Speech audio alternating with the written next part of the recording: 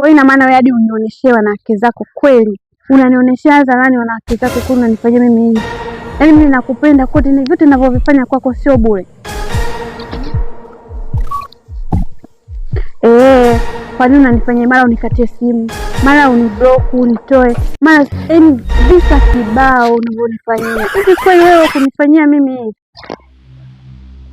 Hayo sio maisha. Hayo sio maisha mpenzi wangu, kunifanyia hivi. Sio maisha kabisa. Unavyonifanyia sio. Ndio. Sawa. Mimi niko tayari kwa lolote, lakini bado unanitesa, bado unaninyanyasa.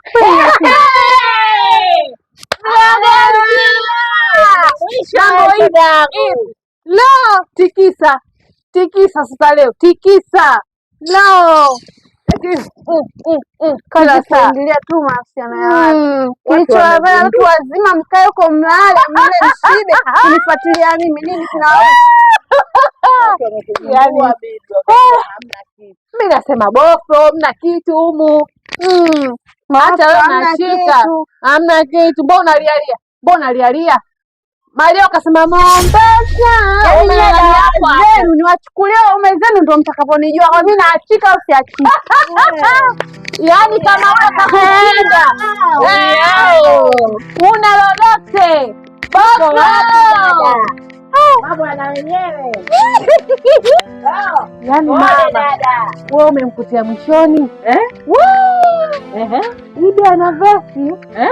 Bwana amtaki hata kumuona inaonekana. Yeye tena huyu inaonekana kavunja ndoa ya mtu. Huyu mwenyewe kamchukua mume analialia hapo na kawachika watoto. Watoto bibi yao. Hapa kaja kudanga.